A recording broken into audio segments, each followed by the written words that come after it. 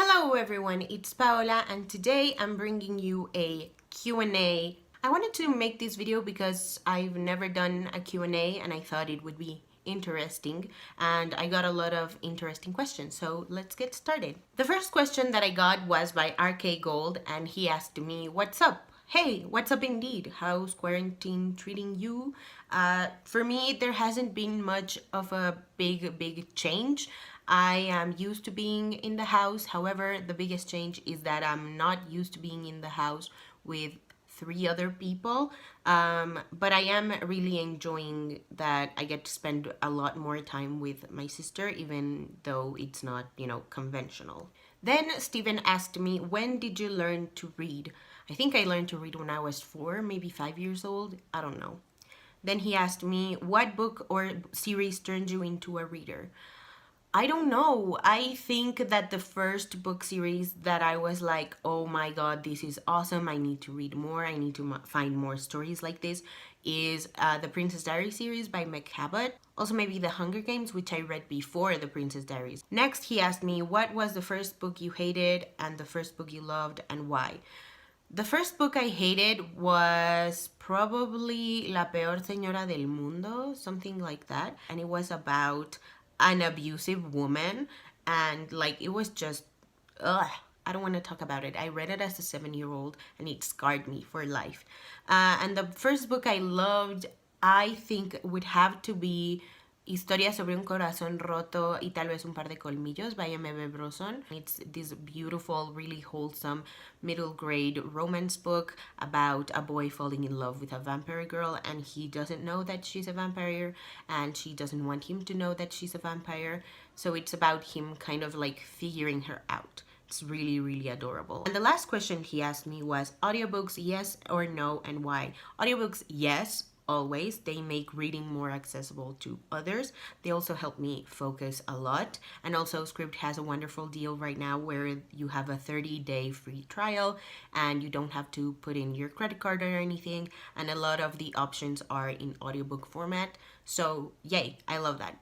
Next up, Cande asked me, "What are your favorite romance books?" I would have to say that my absolute favorite romance books are the ones in the Dance of series by Alexis Daria, the first 2 full-length novels. I don't like the novella at all, but Take the Lead and Dance with Me are god tier. I love the insta-lust. I love the complicated relationships there. I just find it so incredibly smart, and I love the Latinx representation there. And I also love the Leak series by Naima Simone.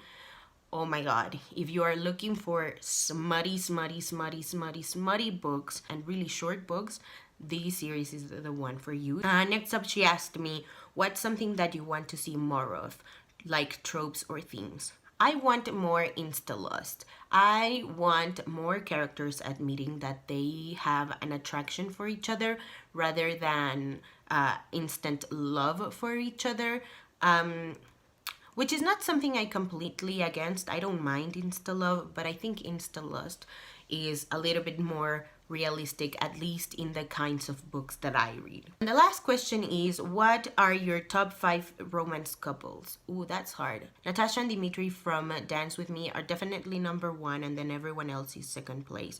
So Sloane and Gina from Take the Lead, Trisha and Alexis from Treasure, Valinda and Drake from Rebel by Beverly Jenkins, and I think I'm missing just one couple.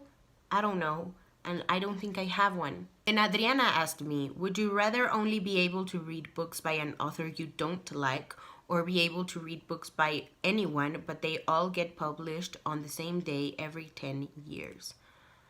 I don't know, that's hard. Be able to read books by anyone, but they all get published on the same day every 10 years. I guess I would pick that one if I was allowed to hoard all the books that came out on the same day and ration them so that they would last me 10 years until the next couple of books came out. Adriana also asked me, "If you were a plant, which one would you be?" I don't know. I used to think I would be kind of like a cactus, like don't touch me, don't come near me, don't like water me whenever it's necessary, otherwise stay away. But I am coming to the realization that I'm pretty high maintenance, so maybe a high maintenance plant. Next up, Carol asked me, what are your favorite reads of the year so far? I think I only have two. One is Rebel by Beverly Jenkins and the other one is On the Come Up by Angie Thomas. I've read books that I enjoyed, but I think those two are definitely like God tier as far as 2020 books go. Then Carol asked me, are there any tropes you're tired of seeing in books? I don't know. I think the trope that annoys me the most is the one where the main girl has all the sex appeal and everyone wants to be with her and stuff, but she doesn't realize it. Like, girl, get some confidence. It's fine. Another question they asked me was, what is your most anticipated movie of the year? My most anticipated movie of the year was To All the Boys P.S. I Still Love You, and that one came out and I loved it. I will leave a link to the video of me reviewing it down below. I don't talk about how much I love it. I talk more about the differences between the book and the movie, but I did really enjoy it despite all my problems that I had with it. Carol also asked me, any shows you gave up on? I gave up on How I Met Your Mother. Like, I accidentally spoiled myself the ending of the series and I was like, fuck that. No, I don't want any of that in my life. And I think I also gave up on The Big Bang Theory. The Big Bang Theory is kind of like my guilty pleasure now, but before I was really enjoying it, like no questions asked. And then something happened in the fourth, maybe fifth season where Sheldon was like trapped in a car with all of them and they were driving to the same location or something. And he was comparing his experience to like being in a slave car or being in a wagon off to Auschwitz or something. And I was just like, this is so completely inappropriate and disgusting. And all of that on top of everything like misogynistic and shitty things that have been happening in the show. I think I'm done now. That being said, I do enjoy that show. I just don't watch it as religiously as I used to. And then the last question Carol asked me was, who are your favorite authors? Rick Riordan, Laura Esquivel, and Alexis Daria. I think those are my top 3 authors. Oh, also Angie Thomas. Oh my god, Angie Thomas, God tier, love her. One of my cousins asked me, what are your 3 favorite books? My 3 favorite books are Juniper Lemon's Happiness Index by Julie Israel, On the Come Up by Angie Thomas, and The Perks of Being a Wallflower by Stephen Chbosky. What do you look for in a book? I just want the characters to trap me. I want characters that are compelling and that are active, who are looking to achieve whatever goal they are trying to achieve, as opposed to things happening to them. Then she asked me, where do you see yourself in 5 years? What the fuck? Is this a job interview? I don't know. I see myself hopefully moving out of the house. I have no urgency to get out of the house, but it would be interesting to be like financially independent. I would also like to be actually putting my master's degree to use, and hopefully I will have published a book. I don't know. She also asked me, what are your thoughts about your country with everything that's going on? When she sent me these questions, I was like, what the heck? This escalated quickly. But I think my thoughts about my country with everything that's going on is that there is no information and there is no incentive on keeping people at home. I read a note the other day on which like essential activities were not going to be canceled, and it's literally everything. Like, the only thing the government doesn't want us to do is to do recreational stuff, like go out to the mall, go out for coffee, go to the cinema or whatever, which I get, and it's fine. It's a good incentive. But that when that's the only thing that's keeping people in their house, I just don't think that's good enough. And then my other cousin asked me, how is voluntary quarantine affecting you?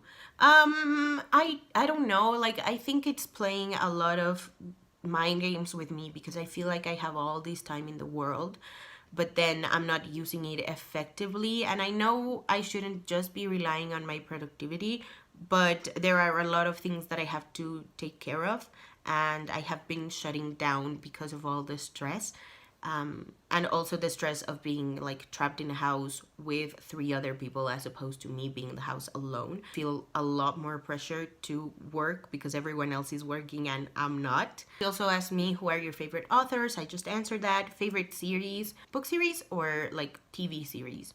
TV series, The OC, One Tree Hill, The Secret Life of the American Teenager, and Brooklyn Nine-Nine. Excellent shows. But book series, I would have to say Percy Jackson and the Olympian series, the Princess Diary series, and the Hunger Games trilogy.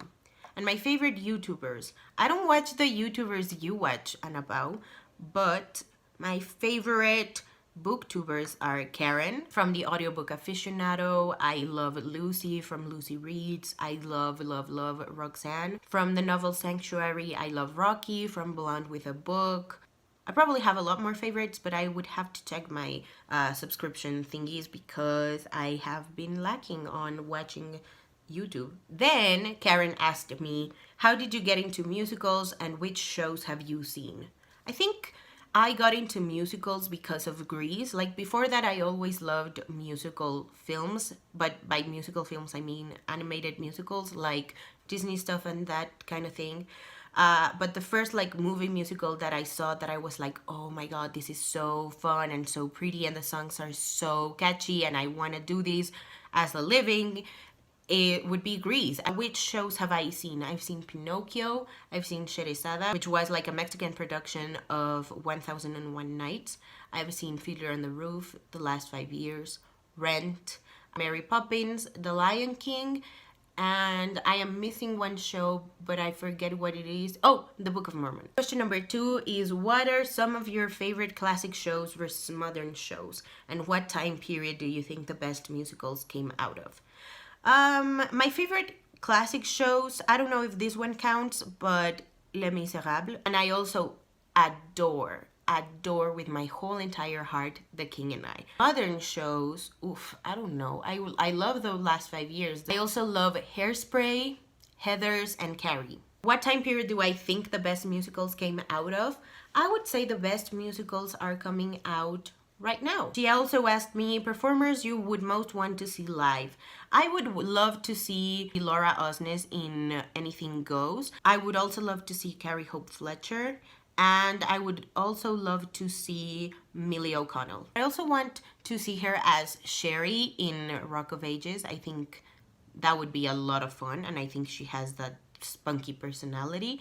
And Carrie Hope Fletcher, I would like to see her in anything, honestly. Last question Karen asked me was, if you wanted to get somebody to like your favorite shows, what 3 songs would you choose for them to listen to? My favorite shows are Something Rotten, The Last 5 Years, and Fiddler on the Roof. From Something Rotten, I would want them to listen to God, I Hate Shakespeare. We'll do a musical, and let's put in Hard to Be the Bard. Of the last 5 years, I would recommend She's a Goddess, I Can Do Better Than That, and Summer in Ohio. And in Fiddler on the Roof, I don't know. I love every song in that show, but probably Miracle of Miracles. I would also recommend that they listen to Tevia's Dream, which I don't know if it's a great song to recommend to someone because it's a very long thing, but I love it. And also L'Chaim. One of my best friends, Karime, asked me for musical theater recommendations, specifically comedic shows. I think the funniest show that I've ever had the pleasure of watching a bootleg of is Something Rotten. I love that show with my whole heart, and it's about 2 brothers who want to be recognized as much as Shakespeare, and it's so fun and clever. And also It Should Have Been You. It Should Have Been You is about this woman called Jenny, and she is the wedding planner of her sister's wedding, and it's all about the wedding day, and it's such a funny show, and the songs are also really clever. And there's also a bootleg out there, so definitely check it out if you're into it. Also, I guess 6 would count as comedy. I don't know, but it's also quite fun and short. It's only 9 songs in the cast recording. There's also a bootleg flying out there. She also asked me for a must-read feminist book. If God Was a Woman by Nina Andrews. It's a fantasy book about how women are in supremacy as opposed to men, and it's told in the perspective of a young boy who is getting his wings, which is like a metaphor for girls getting their periods for the first time. I think it's really, really, really clever. And I also think that Juliet Takes a Breath by Gaby Rivera is a fantastic fiction feminist book all about exploring white feminism and our place in it as women of color. Then Elle, one of my absolute best friends ever, asked me, what One Direction boy have you been most surprised by post split up? I think they've all quite surprised me. I love that they're all finding their own sound. But I have two people that really surprised me, and the first one is Zayn. I never knew how much One Direction was suppressing his creativity until I listened to his first and second album. The second album is way better. And the second one that really, really surprised me was Niall. I don't know why. I really like his music. I've seen him live and he absolutely rocks the house. I love him to pieces. He's great. My sister asked me, if you were a character from your favorite book, who would you be? I don't know. I kind of want to be like a bystander. I don't want to be the main character ever. But I would want to be, I guess, Juniper's friend from Juniper Lemon's Happiness Index, and definitely part of Charlie's friend group in The Perks of Being a Wallflower. She also asked me what my favorite genre was: contemporary YA fiction and contemporary adult romance. She also asked for my favorite Mexican writer. We all know that's Laura Esquivel. She also asked me, if you could write a book, what would it be about? I actually want to write like a book series about friends who met in maybe high school and they are like having feelings for each other, and it would be like a really slow burn kind of romance series, and it would follow them from being in high school all the way through college and maybe a little bit in their adult lives. Next, she asked me, what's the best movie adaptation of a book? I really do enjoy To All the Boys I've Loved Before, and also The Perks of Being a Wallflower. And finally, my sister asked me, what's your favorite fairy tale? My favorite fairy tale is Snow White, at least the Disney version of it. I don't know much about like the original fairy tale, and I wanted to save these questions for last because they're my favorite questions that I got, and they're by Rocky. And she asked me top 3 favorite Latina authored books, like Water for Chocolate by Laura Esquivel, Take the Lead and Dance with Me by Alexis Daria. I'm going to count them together. And the third one, I guess I would have to pick The Education of Margot Sanchez by Lilian Rivera. And then Rocky asked me to rank the Descendants movies. That's easy. In first place, it's the first movie, obviously. In second place, it's the third movie because it did a really good job at wrapping up like the stories and the arcs. I loved it. Third place is the second movie. I don't like the plot. I think it makes no sense. It made me hate Mal. She asked me for my top 3 favorite Descendants songs. Number 1 is definitely Chilling Like a Villain. Second would be Queen of Mean. I think that song is fantastic. I think it really captures Audrey's anger. And in third place, I would have to say my Once Upon a Time. Alright, that's it for today's video. Thank you to everyone who sent me questions. Thank you guys so much for watching. I love you so much. And if you haven't already and you'd like to, go ahead and hit subscribe, and I'll see you in my next video. Bye!